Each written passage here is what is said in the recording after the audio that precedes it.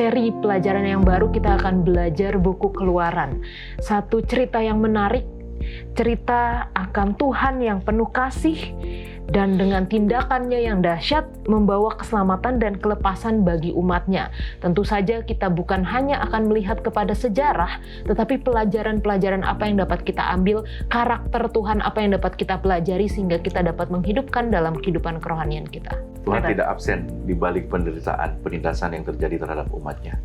Tapi pada saat yang sama Tuhan juga menjadi hakim, baik kepada orang yang melakukan penindasan dan orang yang ditindas. Tuhan bekerja dalam segala sesuatu, Tuhan bekerja waktu manusia bahkan menentang kehendaknya, Tuhan cari jalan lain supaya akhirnya kehendaknya terjadi juga. Kehendak Tuhan yang mungkin bukan idealnya, tapi yang memulihkan penyalahgunaan kehendak bebas manusia itu.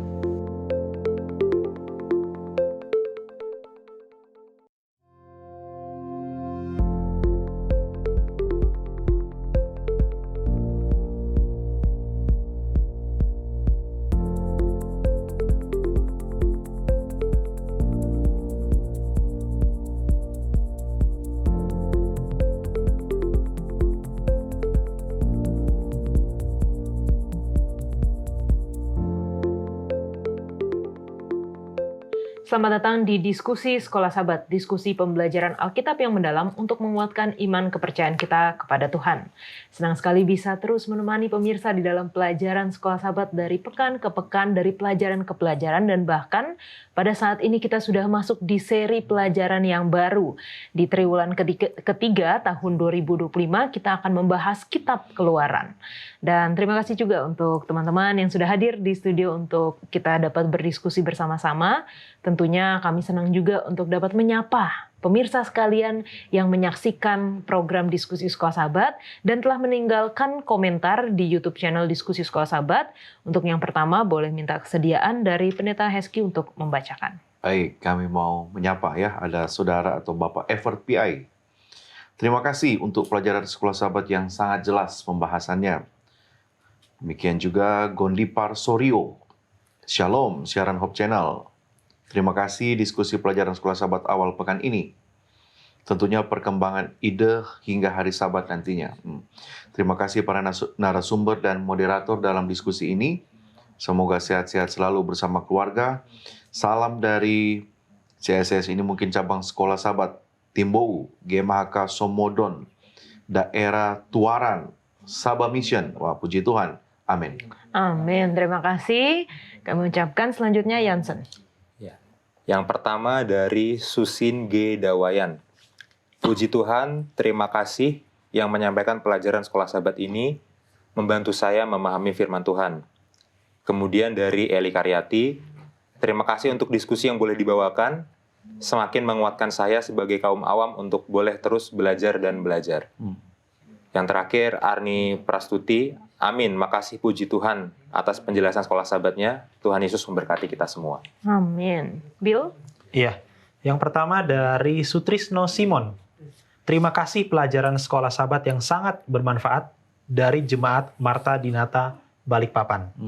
Lalu dari Olendus Tutorial. Puji Tuhan, terima kasih banyak atas diskusi pelajaran Sekolah Sabat, sangat membantu untuk mempelajari pelajaran Sekolah Sabat pekan ini. Amin. Ya, dan yang terakhir dari JMS. Amin. Terima kasih pelajaran Sekolah Sabat. Tuhan memberkati. Amin. Puji Tuhan. Terima kasih teman-teman yang selalu setia mengikuti pelajaran Sekolah Sabat. Dan kami senang sekali untuk mengetahui bahwa program ini dapat bermanfaat, berguna bagi teman-teman yang menyaksikan program ini, dapat berguna untuk pembelajaran baik secara pribadi, jemaat, dan juga di dalam keluarga. Dan seperti biasanya ada buku Sekolah Sabat seperti yang di tangan saya ini yang kami rindu untuk bagikan kepada teman-teman yang sulit akses kepada buku Sekolah Sabat ini. Karena biasanya kalau di gereja-gereja ini akan diberikan, tetapi mungkin bagi daerah-daerah yang agak terpencil, yang sulit kepada buku Sekolah Sabat, namun senang untuk dapat belajar bersama-sama dengan kami, jangan ragu langsung hubungi nomor call center Hope Channel Indonesia katakan saya ingin buku Sekolah Sabat dan kami akan mengirimkan ke alamat Anda di wilayah Indonesia secara cuma-cuma. Untuk di wilayah luar Indonesia mungkin kami belum bisa karena ongkos kirim yang terlalu mahal. Baik, kita pada seri pelajaran yang baru kita akan belajar buku Keluaran. Satu cerita yang menarik, cerita akan Tuhan yang penuh kasih dan dengan tindakannya yang dahsyat membawa keselamatan dan kelepasan bagi umatnya. Tentu saja kita bukan hanya akan melihat kepada sejarah, tetapi pelajaran-pelajaran apa yang dapat kita ambil, karakter Tuhan apa yang dapat kita pelajari sehingga kita dapat menghidupkan dalam kehidupan kerohanian kita. Pernahkah engkau merasa terjebak, tertindas oleh beban hidup, seolah berada dalam perbudakan yang tak berujung? Kitab Keluaran adalah kisah tentang Allah yang bertindak, Tuhan yang tidak diam melihat penderitaan, Allah yang dekat dengan umatnya yang tertindas. Dengan tangannya yang kuat dan penuh belas kasihan, Ia membebaskan mereka. Ia membuka jalan di tengah laut dan memulai perjalanan menuju tanah yang dijanjikan. Lebih dari sekedar kisah pelarian, ini adalah kisah perubahan. Sebab Allah tidak hanya membawa mereka keluar dari Mesir, Dia juga ingin membawa Mesir keluar dari hati mereka. Dari perbudakan menuju kebebasan, dari kelahiran Musa hingga perjanjian di Sinai, dari kekacauan menuju penyertaan di padang gurun, dari kemurtadan bangsa hingga kemuliaan Tuhan yang menampakkan diri. Apa arti semua ini bagi kita sekarang? Allah kita adalah Allah penebus. Ia memanggil, memimpin, mengajar, dan mengampuni. Dan Allah yang sama masih melakukan hal yang sama sampai hari ini dan selamanya. Mari kita mulai perjalanan yang menuntun menuju Eksodus. Kitab Keluaran.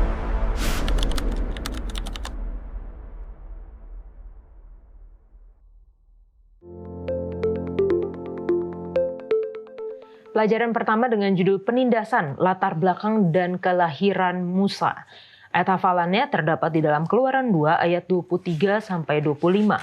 Tetapi orang Israel masih mengeluh karena perbudakan dan mereka berseru-seru sehingga teriak mereka minta tolong karena perbudakan itu sampai kepada Allah.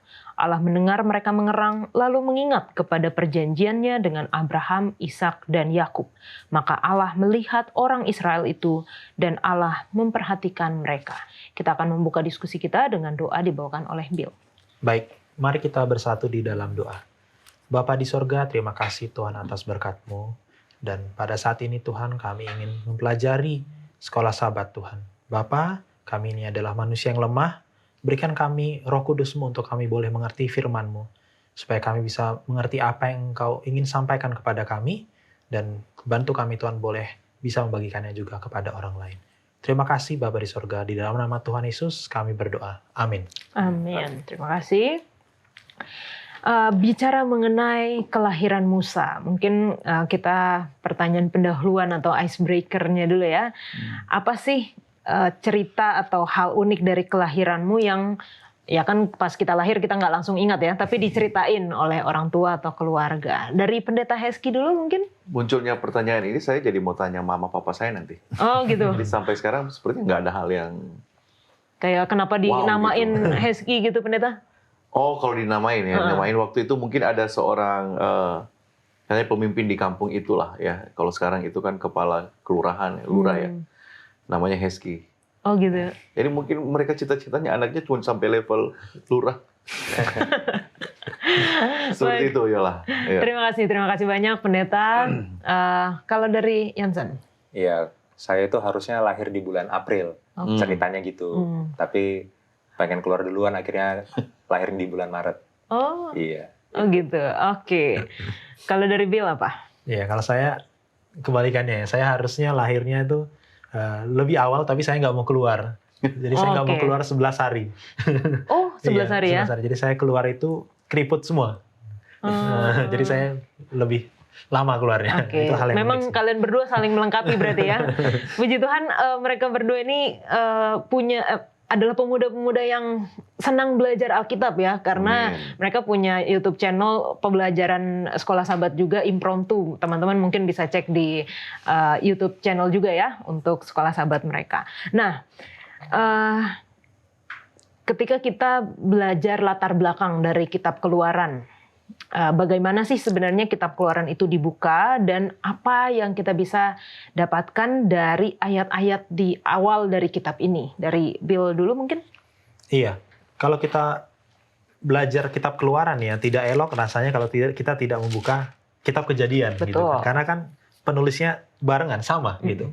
Nah, konteksnya itu adalah dari ayat terakhir ya di Kitab Kejadian. Jadi Kejadian 50 itu, dua ayat terakhir, di mana di situ adalah masa-masa terakhir Yusuf, gitu ya. Dan di masa-masa terakhirnya menjelang kematiannya, dia meminta anak-anaknya untuk bersumpah gitu ya, bahwa suatu saat nanti Tuhan itu akan bawa kita keluar, gitu. Di konteks pada saat itu adalah mereka ada di Mesir, gitu kan. Jadi memasuki Kitab Keluaran, kita diberikan sebuah latar belakang bahwa akan ada peristiwa keluaran, gitu. Padahal belum keluar, gitu kan.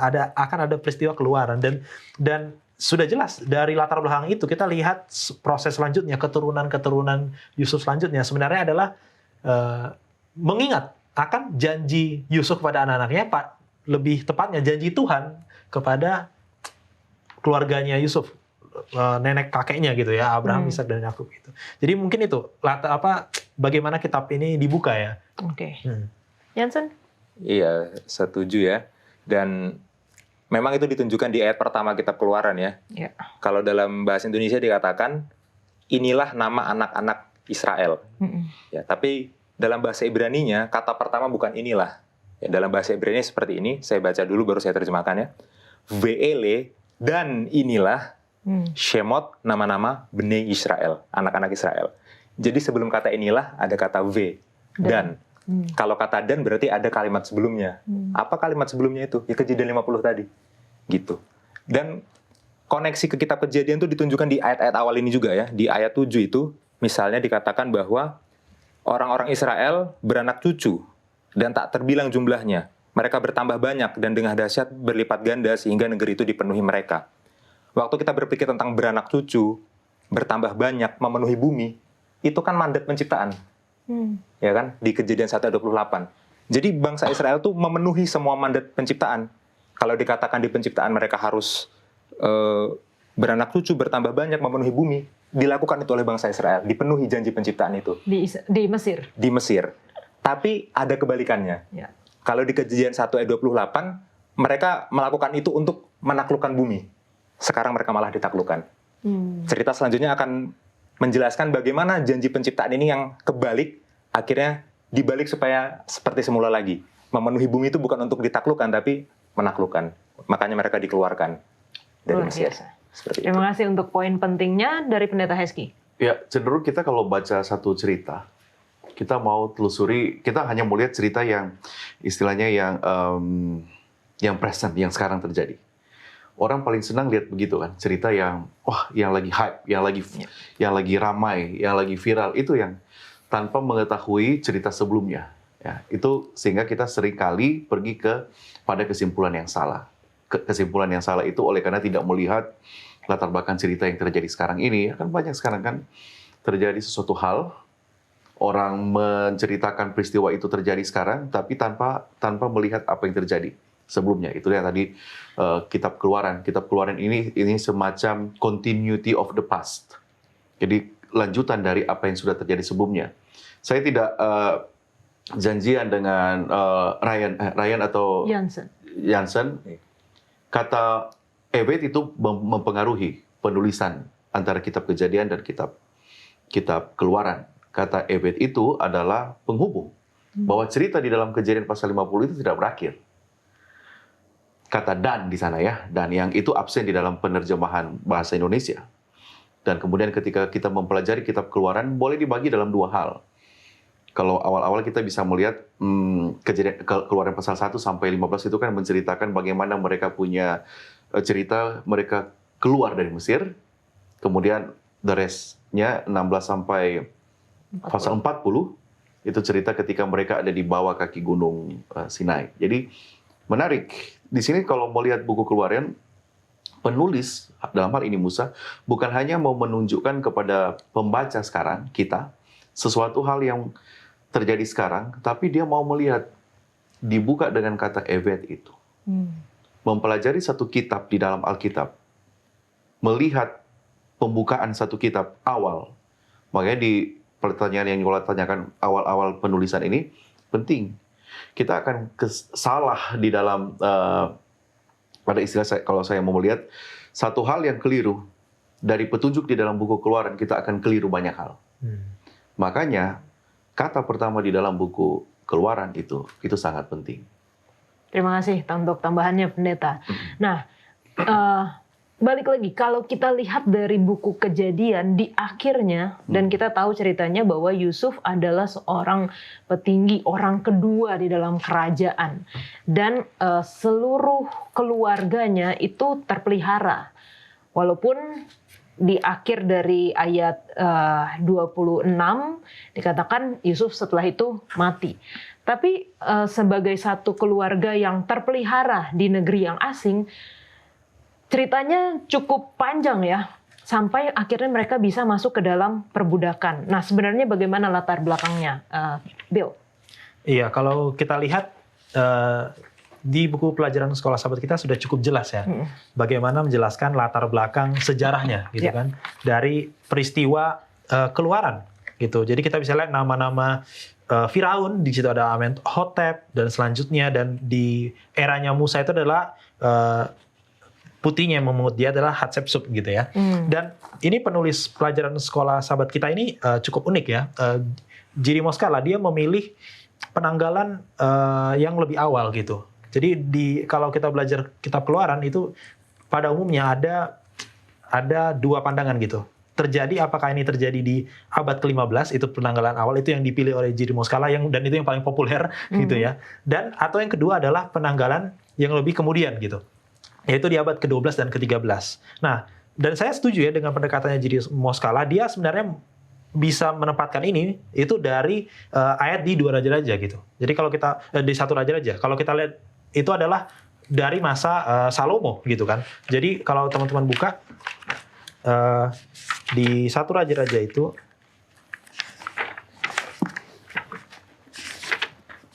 Satu Raja-Raja 6 ayat 1 ya. Terjadilah pada tahun ke-480 sesudah orang Israel keluar dari tanah Mesir, pada tahun ke-4 sesudah Salomo menjadi raja atas Israel. Nah, jadi dari situ di backtrack ya, dimundurin, dan itu jatuhnya di sekitar abad ke-15 ya. Dan kalau di sekolah sahabat kita itu di sekitar tahun 1450-an gitu ya. Jadi masuk abad 15. Dan ya, saya setuju ya dengan pendekatan ini, karena ini pendekatan yang sangat alkitabiah, dan banyak kekristenan juga menyetujui hal ini. Mungkin itu, Kak Yola. Oke. Cukup. Oke, Pendeta? Ya, menarik ya ketika atau begini. Kita lihat sejarah latar belakang tadi pertanyaan, kenapa sampai ada penindasan? Itu karena pergantian pemerintahan di Mesir. Periode menengah kedua itu di dalam Mesir itu ada pergantian. Mereka kan penguasaan itu pertama. Pada zaman orang Israel ditindas itu terjadi peralihan pemerintahan kan. Ya. Tadi muncul kan ayat 8 ya. Yang tidak mengenal Yusuf. Apa artinya tidak mengenal Yusuf? Yang diketahui itu adalah raja baru, ada beberapa Ahmose, Amenhotep dan sebagainya. Berarti sebelumnya kenal Yusuf dong. Ya. Secara sederhana kita bisa terjemahkan seperti itu. Begini. Sebelum raja baru muncul ini di dalam Kejadian Keluaran pasal 1 ayat 8, pemerintahan raja di Mesir itu dibagi dua. Jadi ada yang di bagian utara, Mesir utara, dan Mesir bagian selatan. Di utara itu ada di mana deltanya sungai itu paling apa? Nil itu. Nah, mereka menguasai di sana. Itu bangsa Hyksos. Nanti mungkin teman-teman bisa pelajari. Hyksos ini adalah orang asing yang menguasai tanah Mesir. Ya. Dan di bagian selatan itu mereka orang Mesir asli. Nah, sampai ketika pemerintahan beralih kepada orang Mesir asli, jadi ancaman. Kalau bangsa luar yang datang menguasai Mesir kan mereka yang penting mereka mendapatkan apa yang mereka suka. Kalian mau menderita atau enggak, tak masalah. Ketika orang asli memerintah kembali, isunya jadi berubah. Apa itu? Ini orang Israel jadi makin banyak. Dan dia lihat itu sebagai ancaman. Kalau yang sebelumnya bangsa asing, nggak peduli kalian mau orang asli mau menderita, ada orang lain banyak, dia nggak jadi masalah. Masalah ini terjadi ketika pemerintahan itu berubah kepada orang Mesir yang memerintah. Nah, Hyksos ini terlihat pengaruh mereka itu kereta kuda. Pokoknya kalau kita nonton cerita film, ketika mereka keluar kan, bahasa selanjutnya juga mereka keluar dari Mesir, dikejar oleh kereta Firaun berkuda, kereta kuda. Itu bukan mereka asli yang mempelajari itu. Tahun 1650 sampai 1550 sebelum Masehi itu mereka muncul. Jadi ketidakmengertian. Jadi sebenarnya ini isu pride, nation pride. Kalau sebelumnya kan orang asing yang memerintah. Ini sekarang orang-orang dalam negeri yang memerintah, orang asli yang memerintah. Ini nggak bisa main-main ini, bahaya ini sebagai ancaman. Ini itu tambahan. Wah, terima kasih Pendeta. Ini insight pengetahuan baru lagi nih buat kita semua. Dan mungkin saya dulu nggak terlalu suka dengan sejarah ya, maksudnya nggak terlalu interested gitu. Tapi ketika belajar mengenai nubuatan yang pelajaran triwulan lalu kita sudah bahas, lalu kita melihat kepada Alkitab dan dihubungkan dengan sejarah, kita bisa melihat memang apa yang Alkitab tulis ini adalah benar adanya. Nah, mungkin dari sudut pandang sejarah, bagaimana mengkonfirmasi tulisan-tulisan yang ada di Kitab Keluaran dari Jansen? Iya, ada beberapa ya bukti sejarah yang cukup kuat untuk mengkonfirmasi Kitab Keluaran. Yang pertama itu adalah Papirus Brooklyn. Ya, itu dari abad ke-17 sebelum Masehi. Di situ ada dokumen yang isinya itu daftar nama budak. Dokumennya ditemukan di Tabes itu kota di Mesir. Dan dari daftar nama budak itu ada sekitar 30 nama orang Semit. Orang Semit itu adalah orang-orang keturunan Sem, termasuk bangsa Israel. Dan nama-namanya itu salah satunya adalah Shiprah. Ada nama Shiprah di situ, yang nanti akan kita bahas pasti ya. Kemudian ada nama Akoba. Akoba ini sepertinya adalah versi Mesir dari Yakub. Gitu. Jadi nama-nama Ibrani itu ada di daftar budak itu, membuktikan bahwa memang betul-betul ada perbudakan orang Israel di Mesir. Papirus Brooklyn. Kemudian yang kedua adalah Merneptah Stele. Merneptah itu adalah nama Firaun. Stele itu prasasti bahasa Indonesianya ya. Itu dari abad ke-13 sebelum Masehi. Itu adalah catatan yang paling kuno di luar Alkitab, yang benar-benar sejarah arkeologi yang mencatat bahwa Israel itu memang pernah ada di Mesir. Ya. Salah satu artikel yang menarik yang membahas ini secara mendalam adalah dari seorang arkeolog yang namanya Gerald Hessel. Dia menulis artikel judulnya adalah Israel in Menerpat Stela. Dia benar-benar mengkaji itu prasastinya dan bahasa Mesir kunonya, hieroglifnya, dan memang betul orang Israel pernah ada di Mesir. Itu terbukti oleh arkeologi. Luar biasa. Pendeta? Ya, praktek-praktek ya.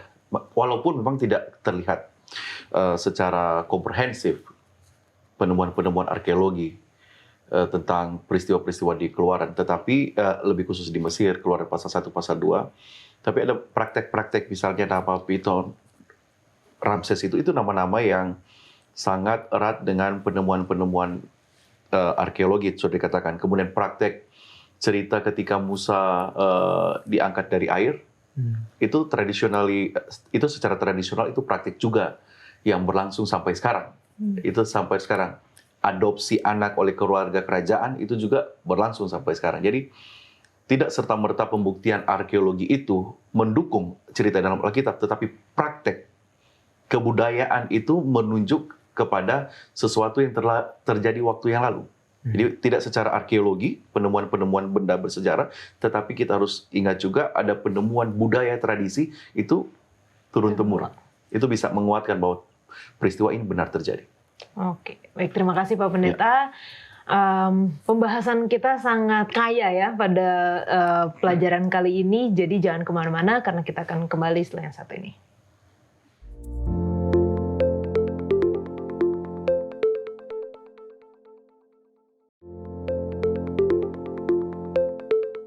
Keluaran 1 ayat 12, tetapi makin ditindas, makin bertambah banyak dan berkembang mereka, sehingga orang merasa takut kepada orang Israel itu. Lalu dengan kejam orang Mesir memaksa orang Israel bekerja dan memahitkan hidup mereka dengan pekerjaan yang berat, yaitu mengerjakan pekerjaan tanah liat dan batu bata dan berbagai pekerjaan di padang. Segala pekerjaan dengan kejam dipaksakan orang Mesir kepada mereka itu. Ayat 15. Raja Mesir juga memerintahkan kepada bidan-bidan yang menolong perempuan Ibrani, seorang bernama Sifra dan yang lain bernama Pua. Apa yang kita bisa pelajari dari cerita bidan-bidan ini di dalam kitab Keluaran, Dio? Ya, ini unik ya. Dan salah satu hal yang paling unik dari cerita ini yang saya lihat adalah penamaannya tentunya. Gitu ya. Penamaan mereka, bagaimana bidan ini diberikan identitasnya gitu kan. Ini kan suatu hal yang unik ya. Biasanya kalau karakter pembantu itu ya udah penolong atau bidan gitu. Tapi dua karakter ini diberikan identitas namanya. Bidan-bidan yang menolak untuk membunuh anak-anak Israel gitu, dengan alasannya katanya, wah perempuan Israel tuh lebih kuat gitu, udah lahir dulu sebelum kami datang gitu kan. Nah, apakah itu benar atau tidak ya? Apakah itu dia berbohong atau tidak? Tapi poin saya adalah balik lagi ke penamaan itu. Dan kenapa ini sangat penting, terutama bagi saya secara pribadi gitu?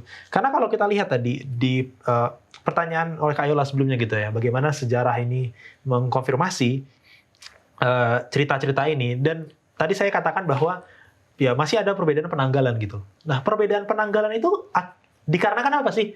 Dikarenakan Firaunnya tuh nggak diberitahu namanya siapa. Betul. Kalau kita baca di Keluaran gitu kan, nggak ada nama Firaunnya. Jadi orang bisa berspekulasi menggunakan pendekatan yang tadi, satu raja-raja atau dari arkeologi, berusaha untuk mencari ini zamannya kapan. Jadi ya kalau di pelajaran kita sangat unik ya, bahwa bagaimana kekuasaan kejahatan itu seolah-olah nggak perlu kita kasih nama. Gitu, nggak penting siapa Firaunnya. Tapi malah tangan Tuhan itu yang dikerjakan melalui bidan ini ya, itu yang diberi nama gitu kan. Nama itu kan di sepanjang Alkitab, terutama di Perjanjian Lama, itu adalah berbicara tentang harkat martabat gitu, bicara tentang identitas lebih tepatnya gitu. Dan apa yang mereka lakukan itu secara tidak langsung layak untuk diberi nama mereka gitu ya, akibat perbuatan baiknya. Mungkin itu. Ya. Dan apalagi mereka perempuan, apalagi mereka bidan gitu ya. Kalau dari Yansan? Iya. Yang menarik adalah di ayat 16 itu ya, kalau anaknya laki-laki harus dibunuh. Tapi kalau anaknya perempuan, biarin aja hidup. Kayaknya Firaun ini takut sama anak laki-laki. Nah, kenapa dia takut sama anak laki-laki? Ada di ayat 10 ya. Dia takut kalau anak laki-laki ini bertumbuh besar, kemudian bertambah banyak, kemudian bersekutu dengan musuh. Artinya dia takut anak laki-laki ini jadi tentara. Kalau anak laki-laki Israel jadi tentara, wah habis dikudeta tuh Firaun sama Mesir itu dikudeta nanti gitu kan. Tapi justru ya, kudeta itu terjadi dari perempuan. Dan bukan menjadi tentara. Itu yang menarik ya. Dan di sini ada persamaan kata, ada permainan kata dalam bahasa Ibraninya. Yang pertama di ayat 16 dikatakan imbenhu, jika laki-laki dia, vahamiten, dan matikanlah, bunuhlah dia.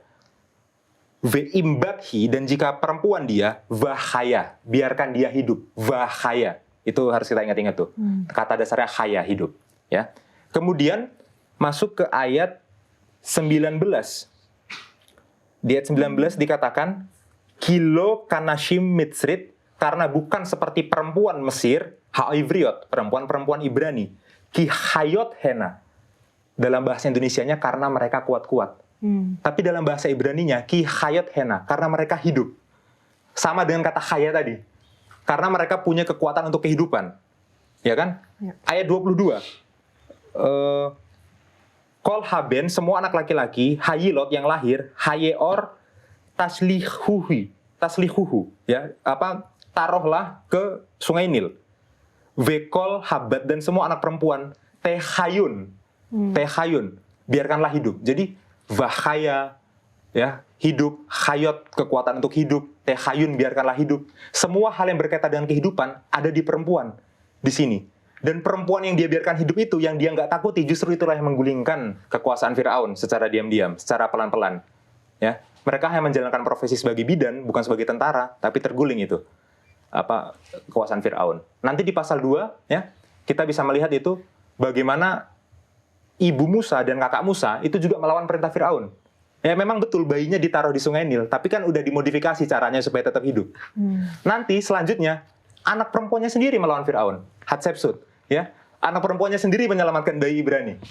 Jadi semua jalur kehidupan itu bukan muncul dari laki-laki, dari kehidupan, padahal dia takutnya sama laki-laki. Dan itulah cara Tuhan bekerja yang kita tidak tahu ya. Firaun takutnya apa, Tuhan bekerjanya lewat mana. Seperti itu. Wah, luar biasa. Aplikasinya, Pendeta? Ya, terima kasih ya, sangat menambah wawasan. Jadi ketika belajar mengambil dari bahasa yang sudah ditentukan, bahasa aslinya, saya mau pakai penggunaan seperti itu, pendekatan seperti itu sampai pada aplikasi. Pada ayat 15 dan ayat 17, Raja Mesir juga memerintahkan kepada bidan-bidan yang menolong perempuan Ibrani. Oke, ayat 17. Tetapi bidan-bidan itu takut akan Allah dan tidak melakukan seperti yang dikatakan Raja Mesir. Jadi kalau kita pakai Kaal, Hitpael di dalam penulisan bahasa Ibrani, jadi tidak hanya langsung menarik apa yang diterjemahkan, kita temukan bahwa penggunaan kata raja di dalam ayat 15 Mesir dan penggunaan kata Allah di dalam ayat 17 dibuka. Di sana seperti mereka ditaruh dalam posisi versus. Jadi Kaal itu ada juga resiprokal ya, istilahnya saling ditukar gitu. Jadi kalau bilang saya dengan Bill, kita bisa bertukar atau dalam posisi berhadap-hadapan.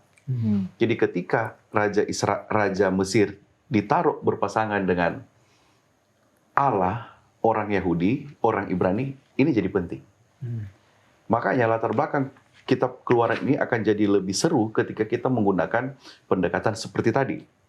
Mengambil bahasa aslinya. Dan menariknya, ketika kita lihat strukturnya di sini, buku Keluaran bukan cerita tentang Musa, bukan cerita tentang orang Israel, tetapi cerita tentang Tuhannya Mesir. Siapa itu? Firaun. Firaun itu tidak pernah disebutkan namanya sepanjang kisah Keluaran. Tuhan tidak pernah juga disebut namanya. Pernahkah kita sebut nama Tuhan? Penggambaran. Kalau di yang lain itu sangat suci ya. Jadi penggambaran. Jadi ada dua tokoh yang namanya sama-sama disamarkan. Itu tercermin di dalam kitab Keluaran 1 ayat 15-17. Mereka berdua diperhadapkan. Siapa yang lebih powerful, siapa yang lebih berkuasa, siapa yang lebih hebat dari dua sosok ini yang tidak disebut namanya.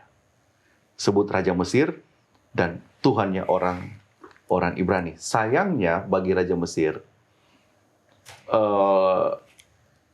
langkah yang dia buat untuk membinasakan anak-anak laki-laki yang lahir sangat tidak berhasil. Itu sayangnya bagi Mesir. Karena Tuhan menggunakan midwives ini ya, ini orang-orang bidan ini. Sayangnya bagi Raja Mesir, mereka takut akan Tuhan orang Ibrani. Itu mereka takut akan Tuhan orang Ibrani. Jadi bisa dilihat akhir cerita buku Keluaran dari 3 ayat ini. Ayat 15, 16, 17. Mereka berhadap-hadapan, tetapi mereka takut akan Tuhan. Jadi secara sederhana kita bisa lihat akhir ceritanya dari kitab Keluaran ini. Yola. Terima kasih, Pak Pendeta. Ceritanya berlanjut sampai ketika Musa lahir. Di Keluaran 2 dikatakan seorang laki-laki dari keluarga Lewi kawin dengan seorang perempuan Lewi, lalu mengandunglah ia, melahirkan seorang anak laki-laki. Ketika dilihat bahwa anak itu cantik, disembunyikannya 3 bulan lamanya. Dan seterusnya kita bisa baca di dalam Keluaran 2. Apa yang kita bisa lihat dari sini, dari cerita kelahiran Musa ini, Bill? Iya, dari sini saja kita cerita kelahiran Musa ya, Kak Yola ya, bahwa Musa itu sudah dijaga Tuhan kalau saya boleh bilang. Dijaga Tuhan. Dia lahir di masa krisis. Dia lahir di masa krisis. Artinya kalau saya membayangkan menjadi orang tua Musa ya, bukan cuma orang tua Musa yang bingung ini kalau anak saya lahir mau dikemanakan gitu kan. Karena perintahnya kepada seluruh orang Ibrani pada saat itu gitu kan. Jadi dia juga bingung ini mau dikemanakan. Dan kita lihat tangan Tuhan ya. Tangan Tuhan melindungi Musa bahkan dari mula dia dikandung dan dilahirkan gitu kan. Ditaruh ke Sungai Nil gitu ya, dan Kalau saya baca ya di Ibrani 11 ayat 23 ya, dikatakan karena iman maka Musa setelah lahir disembunyikan selama 3 bulan oleh orang tuanya, sebab mereka melihat bahwa anak itu elok rupanya itu tadi ya. Pertanyaan saya, karena iman maka Musa diselamatkan. Emangnya Musa lahir udah langsung beriman gitu, dia tahu tolong selamatkan saya gitu kan. Artinya iman ini imannya siapa gitu kan? Adalah iman kedua orang tuanya. Jadi penyelamatannya Musa itu bukan saja Tuhan bilang, oh tiba-tiba somehow bagaimana caranya nanti Musanya hilang gitu. Enggak, tapi manusianya harus berpartisipasi dalam penyelamatannya itu, yaitu orang tuanya. Orang tuanya beriman gitu kan. Dan Musanya lahir. Dan bukan sampai situ saja, bahwa dia juga diselamatkan kan akhirnya kan oleh si Hatshepsut gitu kan, putri Firaun gitu. Jadi luar biasa sekali kalau saya lihat kelahiran Musa ini, tangan Tuhan itu menolong Musa melalui iman-iman manusia yang bekerja juga. Gitu, mungkin itu. Oke. Iya. Dan Musa juga sudah digambarkan sebagai pembebas sejak kelahirannya ya. Misalkan di Keluaran 2 ayat 3 ya, lagi-lagi dalam bahasa Ibrani, Vatikahlo, lalu dia mengambil, maksudnya ibu Musa mengambil baginya, maksudnya bagi Musa, tevat. Oke? Jadi kata yang diterjemahkan dalam bahasa Indonesia sebagai peti, itu bahasa Ibrani adalah tevat. Bahasa Arabnya tabut. Oke? Jadi ibu Musa mengambil tabut. Nah ini menarik ya. Kalau kita mundur ke kitab Kejadian, koneksinya ke kitab Kejadian, ya, Bahtera Nuh itu disebut sebagai teva, tabut ya. Jadi seperti Nuh selamat dari kematian dari air dalam tabut, Bahtera maksudnya, Musa juga selamat dari kematian dari air dalam tabut tapi peti.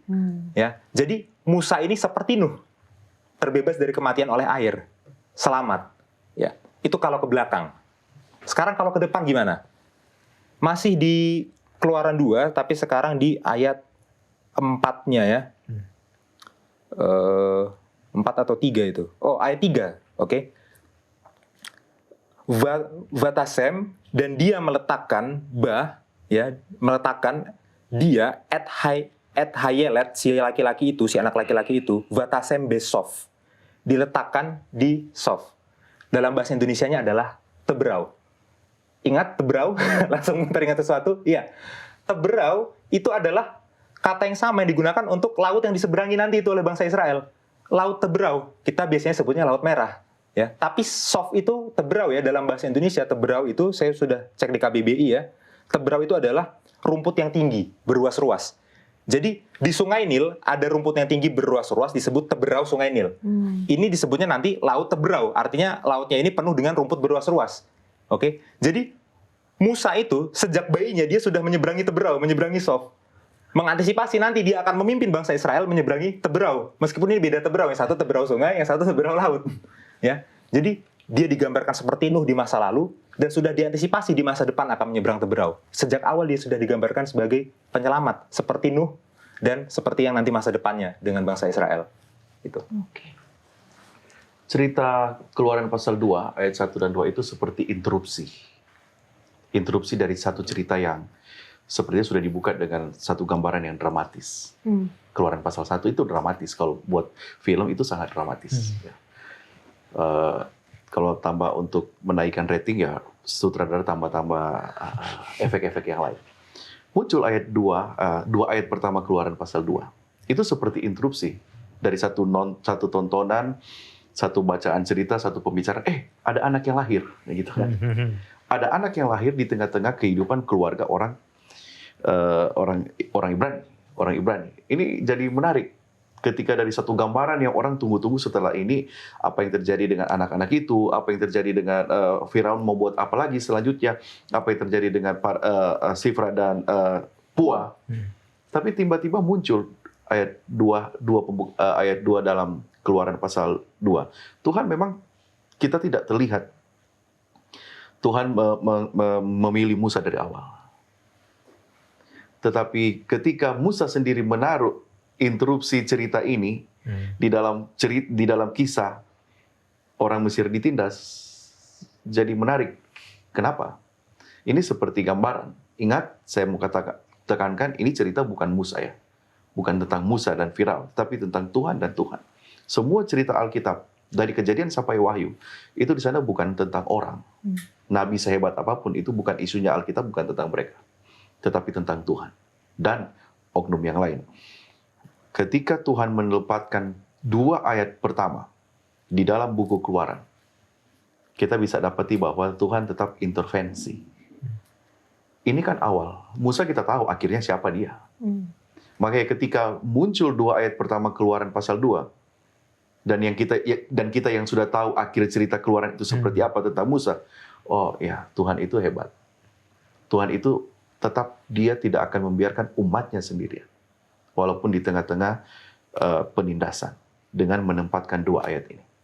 Oke, dan kita bisa melihat juga ya, bayi Musa yang ya pada saat itu memang dia nggak bisa ngapa-ngapain, dia nggak punya daya apapun, tapi ada divine providence, ada penyertaan Tuhan di situ yang menyertai sampai bisa ketemu sama putri Firaun, sampai bisa kembali lagi ke orang tuanya, dibesarkan oleh orang tuanya, dan akhirnya seperti yang kita sudah bahas menjadi pembebas. Ada catatan sedikit dari pelajaran kita di hari Rabu mengenai kalau di ayat yang saya sudah bacakan tadi, anak itu cantik gitu. Kalau di Ibrani tadi elok rupanya. Kan kalau sekilas kita membaca ayat ini seakan kayak, oh karena dia cantik, karena dia elok, lalu dia diselamatkan. Kalau dia jelek udah nggak apa-apa, dibuang aja gitu kan. Ternyata tidak seperti itu. Di pelajaran kita hari Rabu dikatakan Musa dilahirkan sebagai seorang anak yang istimewa. Bahasa Ibrani top artinya baik. Istilah Ibrani ini menggambarkan lebih dari sekedar kecantikan luar. Kata ini digunakan misalnya untuk mencirikan karya Allah selama pekan penciptaan ketika ia menyatakan bahwa segala sesuatu itu baik dan bahkan sangat baik. Jadi kembali lagi yang tadi Yansen sudah sebutkan, melihat kepada penciptaan yang di reverse gitu ya. Ini kita melihat kembali kepada cantik, elok, baik itu kepada penciptaan. Dan sebagai ciptaan baru, anak yang baik ini menurut rencana Allah akan menjadi orang dewasa yang akan memimpin bangsa Ibrani keluar dari perbudakan. Jangan kemana-mana, kita lanjutkan setelah yang satu ini.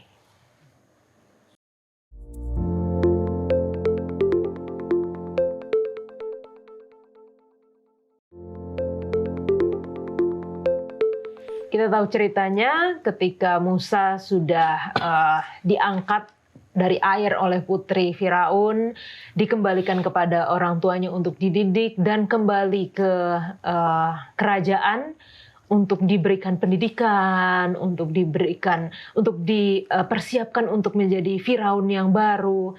Tapi ternyata ada satu drama lagi yang terjadi. Bagaimana Musa pada akhirnya membunuh seorang Mesir, karena orang Mesir itu menindas orang Israel ya. Nah, pertanyaannya adalah apakah itu merupakan rencana Allah agar Musa membunuh orang Mesir itu? Karena kalau kita tahu ceritanya, karena orang Mesir itu terbunuh, lalu setelahnya dua orang Ibrani mereka yang berdebat, lalu di situ ketahuan bahwa Musa telah membunuh dan Firaun tahu dan murka, akhirnya dia kabur lalu menjadi pembebas. Nah, ini seperti apa, Bill? Iya, ini pertanyaan yang menarik ya. Kira-kira apakah itu rencana Tuhan gitu? Yeah. Dia membunuh ini. Nah, ya ini kalau menurut saya ya, ini bukan lagi pertanyaan exegesis gitu, bukan lagi pertanyaan di teksnya, tapi ini lebih pertanyaan filosofis gitu. Sama misalnya kalau kita mungkin saudara-saudara bertanya kayak, wah kalau misalnya bukan Yudas yang mengkhianati Yesus, jadi siapa gitu kan? Nah itu kan pertanyaan yang sama gitu ya. Dan ya saya tidak bisa tahu ya jawabannya. Kalau misalnya Musa tidak membunuh, apakah ceritanya bakal berbeda atau tidak gitu. Tapi faktanya Musa membunuh gitu. Nah pertanyaan lanjutannya itu yang penting. Apakah kira-kira itu adalah rencana Tuhan atau tidak? Ya sudah jelas sekali bahwa itu pasti bukan rencana Tuhan. Ya, Tuhan tidak menghendaki pembunuhan. Bahkan kalau kita baca nanti sepanjang peristiwa penaklukan Kanaan sekalipun, Tuhan bahkan tidak mau orang Kanaan itu kan dibunuh. Mereka hanya mau bahwa mereka mendengar kengerian orang Israel yang telah membelah Laut Merah. Kita ingat peristiwa Rahab gitu ya. Makanya dia sembunyikan itu pengintai karena dia bilang, aku sudah tahu, aku sudah dengar yang terjadi, kalian membelah Laut Merah kan. Itu kan luar biasa sekali, bangsa berjalan di tengah laut gitu kan. Jadi Tuhan itu tidak mau ada penumpahan darah sebenarnya. Dan itulah Tuhan yang kita sembah. Dan Tuhan konsisten seperti itu.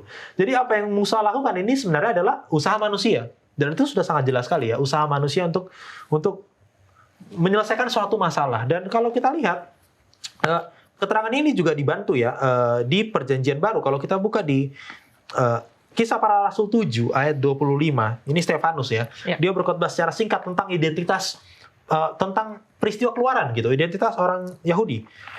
Kisah Para Rasul 7 ayat 25 dikatakan, saya mulai dari ayat 24. Ketika itu ia melihat seorang dianiaya oleh seorang Mesir. Lalu ia menolong dan membela orang itu dengan membunuh orang Mesir itu. Ayat 25. Pada sangkanya saudara-saudaranya akan mengerti bahwa Allah memakai dia untuk menyelamatkan mereka, tetapi mereka tidak mengerti. Jadi kalau kita lihat di sini, Musa itu pikir, aku ini pembelanya. Jadi Musa itu sebenarnya, kalau saya baca dari sini ya, seolah-olah Musa itu tahu bahwa aku akan menjadi pembebas. Aku nih putra mahkota dan aku akan membebaskan bangsaku, tapi dengan caraku ya. Nah, tapi dengan caraku ya. Caranya apa?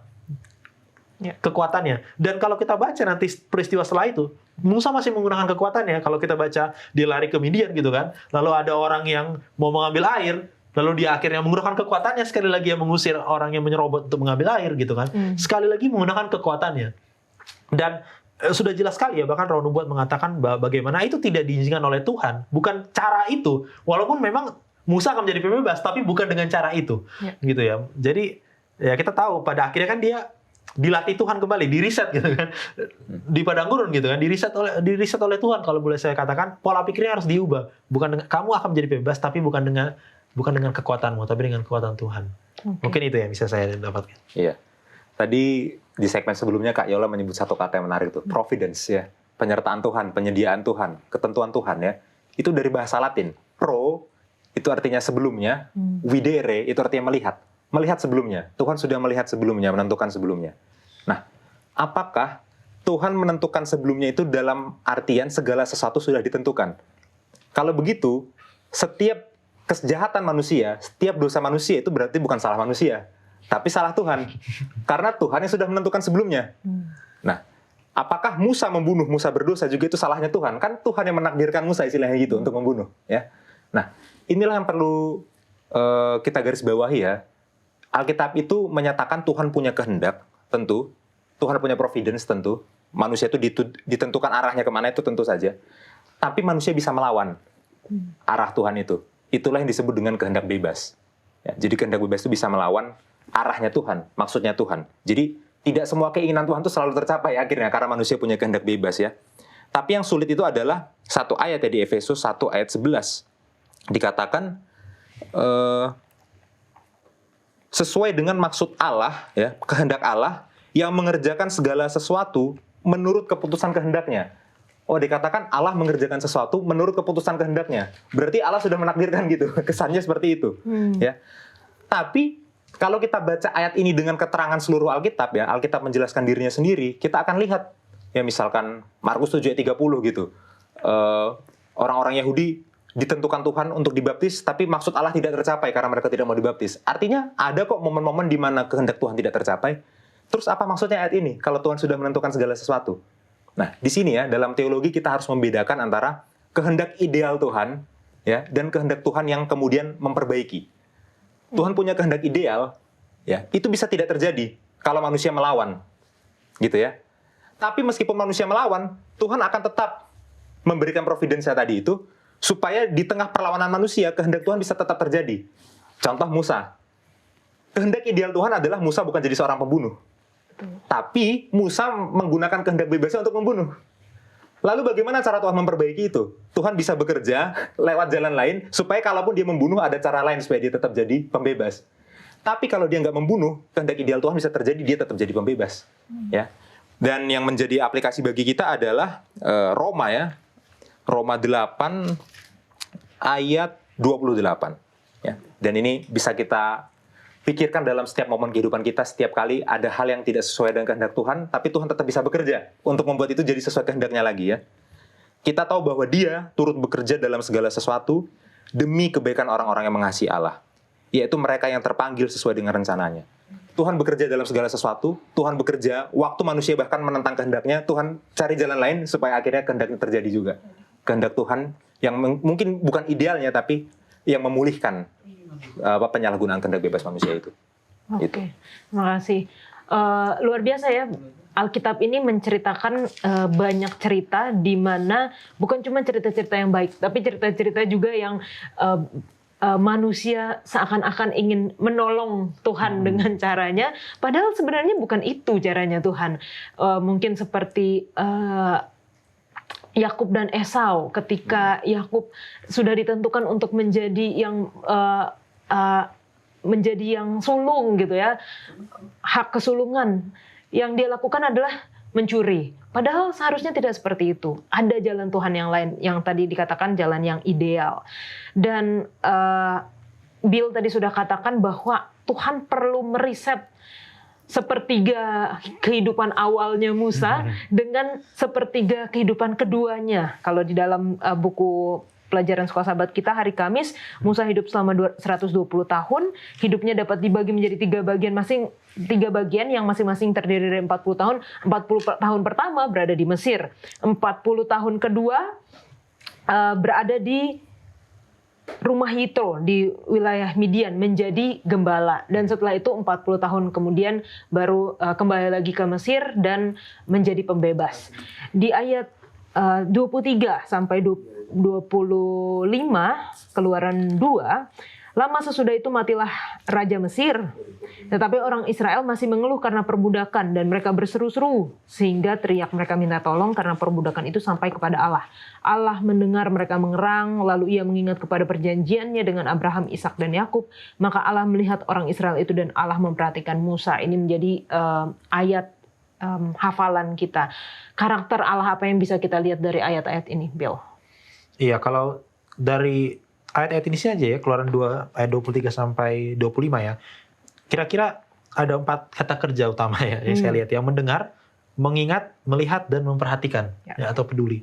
Dan kalau kita baca sepanjang Perjanjian Lama, itu sudah sangat jelas bahwa kata-kata ini itu selalu muncul ketika Tuhan melakukan investigasi.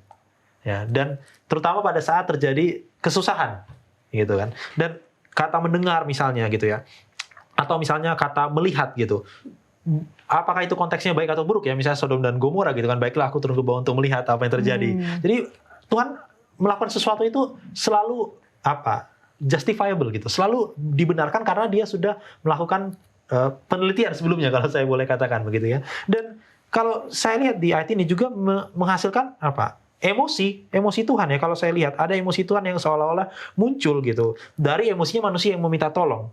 Dan sudah sangat jelas bahwa Tuhan itu tidak melupakan janjinya. Dari ayat ini Tuhan tidak melupakan janjinya. Dia mendengar dan dia melihat dan dia mengakui gitu ya. Dia mengakui bahwa sudah saatnya, mungkin kalau saya bilang sudah saatnya untuk kita lakukan peristiwa keluaran gitu. Mungkin itu dari saya. Pendeta?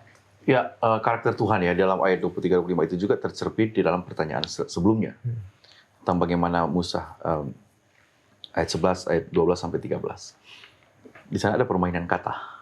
Ada permainan kata ketika diceritakan bahwa Musa itu Allah. Allah itu go out, goes. Itu menjadi salah satu kunci. Oke, sebelum ke sana. Yang tulis buku Keluaran siapa? Musa. Yang nulis cerita tentang kelahiran pasal 2 dan bagaimana dia dipanggil siapa? Ini seperti Musa sedang menceritakan yang dia alami. Jadi ada emotional tense di sana. Dan tensinya ketika dia, coba kan kita, ada nggak orang yang begitu berani menceritakan kejelekan dirinya di dalam biografi hidupnya? Nggak banyak mau menceritakan cerita yang baik. Tadi ada yang katakan bahwa sejarah itu milik yang memerintah. Jadi semua hal yang baik akan diceritakan oleh yang memerintah. Tidak ada yang buruk dari pemerintah. Yang memerintah ketika menulis ini bukan tidak menceritakan satu pemerintah tertentu ya. Jadi Musa tidak seperti itu. Dia tidak menceritakan hal yang baik dari dirinya. Jadi ketika menceritakan biografinya jadi kunci. Ketika dia katakan saya ini Allah goes up hanya untuk melihat penindasan yang terjadi terhadap saudara-saudara saya. Pada saat dia sedang melihat itu, dia mau keluar itu, Allah itu dia lihat di sana ada orang Mesir nakal, mukul, ditindas, muncul dong perasaan yang tidak senang ya. Tetapi kemudian dia menggunakan kata yang sama, dia nakah juga kepada orang Mesir itu, mati. Oke. Ayat 13. Ini sedang menceritakan karakter Tuhan ya, di dalam ayat 23 sampai 25. Muncul ayat 13. Satu peristiwa, dia lihat dua orang Ibrani, Nasa. Nasa itu fighting. Kalau bilang fighting itu levelnya sama, leveling. Ketika membilang naka, kata verb di sana itu menunjukkan orang yang naka itu lebih kuat daripada orang yang dipukul itu. Baik secara fisik, posisi, ataupun tanggung jawab. Dia lebih posisi. Makanya Tuhan, kata naka ini muncul banyak di dalam pembukaan buku Ayub. Ayub itu nakah oleh Tuhan katanya. Dipukul dari kepala sampai kaki. Oke. Musa. Ketika dia lihat dua saudaranya, ingat ayat 11 dia bilang, dia Allah untuk melihat saudaranya. Oh, ditindas. Dia tindas, orang yang menindas.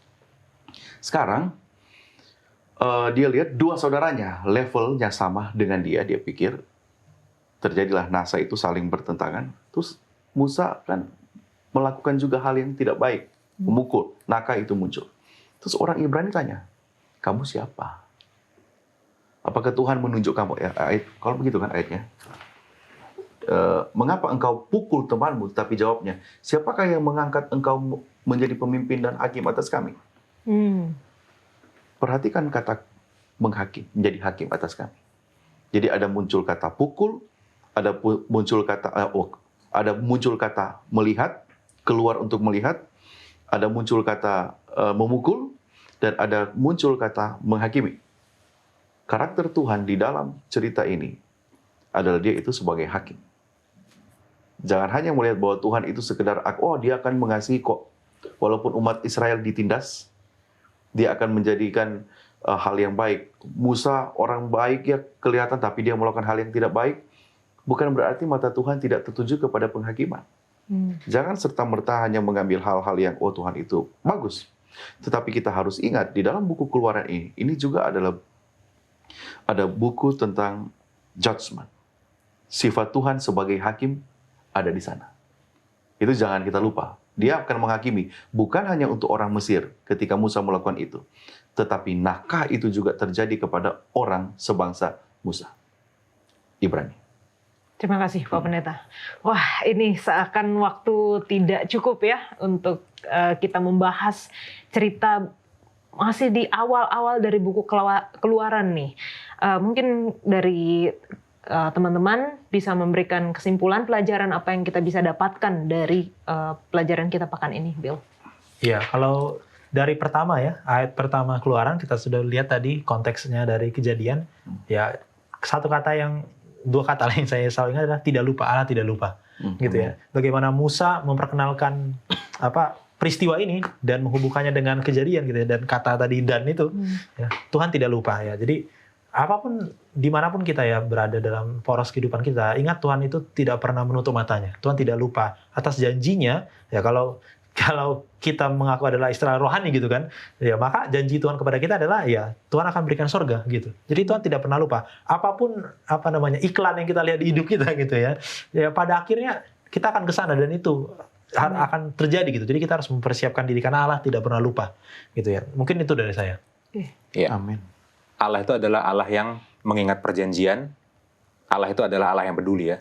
Dan itu akan tercermin di nama Allah yang ada di pasal 3. Jadi mari kita semangat untuk belajar ke pasal selanjutnya di pelajaran selanjutnya. Oke. Tuhan tidak absen di balik penderitaan, penindasan yang terjadi terhadap umatnya. Tapi pada saat yang sama Tuhan juga menjadi hakim, baik kepada orang yang melakukan penindasan dan orang yang ditindas. Terima kasih teman-teman semua, luar biasa pelajaran kita kali ini. Dan tadi seperti yang Sen katakan, jangan kita kita udah excited nih untuk pelajaran yang selanjutnya dan bahkan sepanjang buku kitab Keluaran ini. Kalau teman-teman memiliki pertanyaan sehubungan dengan kitab Keluaran dengan pelajaran yang kita sudah bahas di pelajaran pertama, tinggalkan di kolom komentar YouTube channel Diskusi Sekolah Sahabat dan kita akan membahasnya.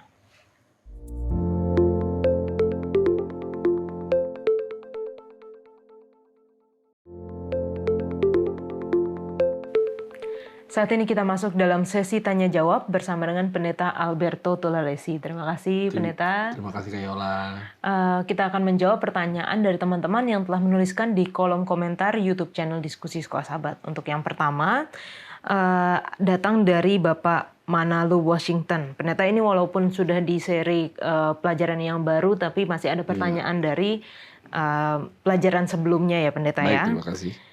Pertanyaan, mengapa dalam pelajaran Rut dan Esther, terutama kitab Esther, tidak ada kata Tuhan, tetapi kisah ini kita katakan dalam pimpinan Tuhan. Terima kasih. Baik, terima kasih Kak Yola. Terima kasih untuk Saudara Manalu Washington, pertanyaan yang sangat bagus sekali. Ya. Baik, jadi memang kita lihat bahwa tidak ada kata Tuhan secara khusus di dalam kitab Esther. Ya. Coba kita lihat di dalam Esther 4 ayat 15-16. Ketika dia mengalami kesulitan, ketika ancaman yang sangat luar biasa terjadi, ada perilaku-perilaku bangsa Israel, bangsa Yahudi yang menjadi perilaku umum ketika mengalami kesulitan. Mari kita lihat. Esther 4 ayat 15 dan 16. Maka Esther menyuruh menyampaikan jawab ini kepada Mordekai. Pergilah, kumpulkanlah semua orang Yahudi yang terdapat di Susan dan berpuasalah untuk aku. Janganlah makan dan janganlah minum 3 hari lamanya, baik waktu malam, baik waktu siang. Aku serta dayang-dayangku pun akan berpuasa demikian, dan kemudian aku akan masuk menghadap raja, sungguh pun berlawanan dengan undang-undang. Kalau terpaksa aku mati, biarlah aku mati. Oke, ini kesulitan yang luar biasa kan, di mana rancangan daripada Haman untuk membinasakan bangsa Israel, bangsa Yahudi, orang-orang Yahudi pada saat itu. Dan kita lihat Esther mengalami kesulitan yang luar biasa. Tidak ada tempat lain dia mau mencari pertolongan dengan cara tolong berpuasa, tapi nggak ada kata Tuhan di sana. Ya. Nah, tapi perilaku yang sama boleh kita lihat coba di dalam 2 Tawarik 20 ayat 2-4. Ketika juga mengalami kesulitan seseorang, raja di sini. 2 Tawarik 20 Ayat 2-4. ayat 2 sampai yang keempat. Datanglah orang memberitahukan Yosafat, suatu laskar yang besar datang dari seberang laut Asin dari Edom menyerang tuanku. Sekarang mereka di Hazezon Tamar, yakni En-Gedi. Yosafat menjadi takut lalu mengambil keputusan untuk mencari Tuhan. Ia menyerukan kepada seluruh Yehuda supaya berpuasa, dan Yehuda berkumpul untuk meminta pertolongan daripada Tuhan. Mereka datang dari semua kota di Yehuda untuk mencari Tuhan. Baik, terima kasih. Jadi memang berpuasa itu sangat identik bagi orang Yahudi adalah memohon pertolongan dari Tuhan. Ya. Perilaku itu sudah lazim dan umum dilakukan karena memang bangsa Israel adalah umat yang Tuhan pilih. Ya, jadi walaupun tidak ada kata Tuhan dalam kitab Esther, tapi perilaku ini dan perilaku-perilaku lainnya menyatakan bahwa penyertaan Tuhan jelas nyata bagi mereka. Terima kasih. Terima kasih Pak Pendeta untuk jawabannya. Selanjutnya datang dari Maidin Lakuman. Kalau kita lihat pada zaman Daniel, kita melihat mujizat begitu nyata ketika pemuda Ibrani tidak mati ketika dimasukkan ke dapur perapian menyala. Kenapa pada zaman ini seperti tidak terlihat mujizat terjadi seperti zaman Daniel? Lalu ada sebagian gereja Kristen zaman ini yang bisa mengadakan mujizat seperti penyembuhan dan lain-lain. Apakah itu mujizat dari Allah atau sebaliknya? Baik, terima kasih Kak Yola. Terima kasih untuk Saudara Maidin Lakuman dalam pertanyaan yang bagus sekali. Baik, kita baca dulu ya Kak Yola ya. Matius 28 ayat 18-20. Matius 28 ayat 18-20. Yesus mendekati mereka dan berkata, "Kepadaku telah diberikan segala kuasa di sorga dan di bumi. Karena itu pergilah, jadikanlah semua bangsa muridku, dan baptislah mereka dalam nama Bapa dan Anak dan Roh Kudus, dan ajarlah mereka melakukan segala sesuatu yang telah kuperintahkan kepadamu. Dan ketahuilah aku menyertai kamu sampai kepada akhir zaman." Lihat ini penyertaan Tuhan disertai sampai akhir zaman dengan apa? Ayat 18 bilang, "Kepadaku telah diberikan segala kuasa di sorga dan di bumi." Penyertaan Tuhan dengan segala kuasa di sorga dan di bumi ketika kita melayani, ketika kita memberitakan Injil. Ini nyata. Ini bukan bohong Kak Yola. Ya, Tuhan izinkanlah dalam pengalaman saya. Tuhan itu luar biasa. Tuhan izinkan pengalaman-pengalaman yang memang di luar kuasa manusia, ada kuasa adikudrati. Tuhan campur tangan, intervensi. Contoh soal misalnya, waktu saya melayani di pedalaman Kalimantan. Saya melawat seseorang yang jauh sekali dari tempat saya, jauh dari kota, dia di pedalaman. Lalu akhirnya saya pergi ke sana, lalu ketika itu orang kampung, dia bukan anggota gereja kita, tapi orang kampung menyatakan, pendeta, tolong ada seorang nenek yang sudah tidak bangun lagi selama 1 minggu. Sakit dia, tak bisa bangun-bangun lagi sudah 1 minggu. Sudah sakit sekali dia. Jadi akhirnya saya pergi ke sana, ada obat yang sangat sederhana, saya kasih ke dia itu, nenek itu minum, lalu saya bilang tolong minum, habiskan ini obat. Lalu akhirnya saya berdoa kepada Tuhan untuk Tuhan, tolong Tuhan untuk pulihkan dan sembuhkan dia. Dan akhirnya apa yang terjadi, saya kembali lagi 2 minggu ke depan, setelah saya pulang dan saya kembali lagi, saya tanya, nenek yang kemarin di mana? Sudah ke ladang. Setelah pendeta berdoa dan memberikan obat, sembuh dia. Dan ada banyak perkara-perkara ajaib yang terjadi. Contoh soal misalnya, ketika waktu saya pergi dalam pelayanan di pedalaman juga, saya mau pergi mengajar Injil bersama dengan anggota-anggota jemaat. Hujan, artinya langit sudah sangat gelap, Ini ingat di pedalaman, jadi pohon-pohon banyak sekali. Dan ini sudah menjelang malam. Jadi langit sudah sangat gelap sekali. Ini sudah mulai rintik-rintik. Lalu mereka katakan, pendeta, apakah kita tetap pergi? Ya kita pergi. Dalam penginjilan, jangankan angin, jangankan hujan, nyawa pun jadi tantangan. Kita kasih kalau memang itu yang diminta Tuhan untuk kita kasih. Dan kami berangkat dengan sepeda motor, saudara-saudaraku yang kasih dalam Tuhan. Dan saudara-saudaraku yang kasih dalam Tuhan, ketika kami masuk di rumah yang kami tuju untuk kami memberitakan Injil, hujan sangat besar sekali, hujan besar sekali. Dan setelah itu, setelah kami berdoa untuk mau pulang, hujan berhenti. Dan kami pulang. Tuhan memang jaga, karena kalau kami hujan memang kesulitan dalam perjalanan, karena ini di pedalaman. Kami pulang, tiba di rumah hujan kembali. Jadi ada banyak kuasa adikodrati yang terjadi. Jadi saudara-saudaraku yang kasih dalam Tuhan, kalau mau memberitakan Injil, nikmati kuasa Tuhan, nyata. Merasakan, mari kita dalam pemberitaan Injil melayani. Maka Tuhan akan seringkali intervensi ketika manusia sudah tidak dapat lagi melakukannya, maka Tuhan akan mengintervensinya.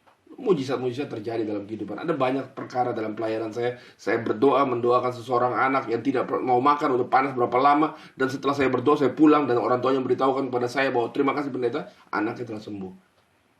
Jadi Tuhan yang punya itu semua, bukan kita manusia, tidak ada kita. Dan kalau mau rasakan mujizat, melayani. Nah, lalu pertanyaan berikutnya adalah kalau umpamanya ada orang yang memberitakan, artinya melakukan mujizat. Mari kita baca Alkitab. Ulangan 13 ayat 1 sampai 4, Kayola. Apa yang terjadi? Ulangan 13 ayat 1 sampai 4. Oke, Ulangan 13 ayat 1 sampai yang ke-4. Sebentar. Apabila di tengah-tengahmu muncul seorang nabi atau seorang pemimpi, dan ia memberitahukan kepadamu suatu tanda atau mujizat, dan apabila tanda atau mujizat yang dikatakannya kepadamu itu terjadi, dan ia membujuk, mari kita mengikuti Allah lain yang tidak kau kenal, dan mari kita berbakti kepadanya. Maka janganlah engkau mendengarkan perkataan nabi atau pemimpi itu, sebab Tuhan Allahmu mencoba kamu untuk mengetahui apakah kamu sungguh-sungguh mengasihi Tuhan Allahmu dengan segenap hatimu dan dengan segenap jiwamu. Tuhan Allahmu harus kamu ikuti, dan kamu harus takut akan Dia. Kamu harus berpegang pada perintahnya, suaranya harus kamu dengarkan, kepadanya harus kamu berbakti dan berpaut. Baik, terima kasih Kayola.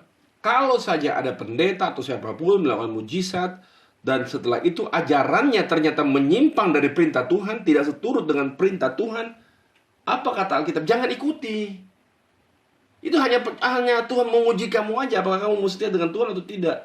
Jadi penting rupanya untuk mengetahui apakah seorang pendeta atau siapapun yang melakukan mujizat, apakah ajarannya seturut dengan perintah Tuhan atau tidak. Kalau tidak, jelas itu bukan dari Tuhan. Itu hanya ujian untuk kita. Jadi marilah kita, yang penting adalah taat dan beribadah kepada Tuhan.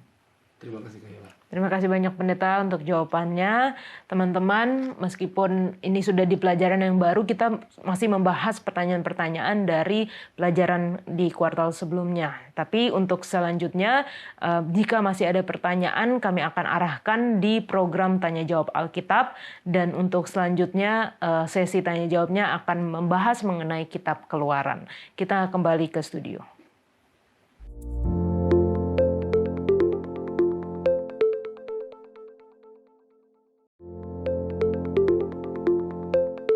Kita akan menutup diskusi kita dengan doa dibawakan oleh Pendeta Heski. Mari kita berdoa. Tuhan Bapa kami yang ada di surga, terima kasih Engkau menunjukkan bahwa apa yang terjadi kepada umat-umat-Mu tidaklah menjadi perhatian yang diabaikan oleh Tuhan, peristiwa yang diabaikan oleh Tuhan. Engkau mengetahui, Engkau melihat, bahkan Engkau bekerja untuk keselamatan umat-Mu. Pada saat yang sama, Engkau boleh melihat dan Engkau juga memberikan pelajaran bagi kami bahwa meskipun kami ditindas dan diselamatkan, Engkau juga membawa penghakiman bagi kami. Biarlah kami tetap hidup sejalan dengan rencana-Mu, sejalan dengan panggilan-Mu. Di dalam nama Yesus kami berdoa. Amin. Amin. Terima kasih banyak Pendeta Hezky, Bill dan juga Jansen sudah berdiskusi bersama-sama. Tidak sabar rasanya ingin melanjutkan ke pelajaran yang selanjutnya. Kita bertemu di episode selanjutnya. Tuhan Yesus memberkati.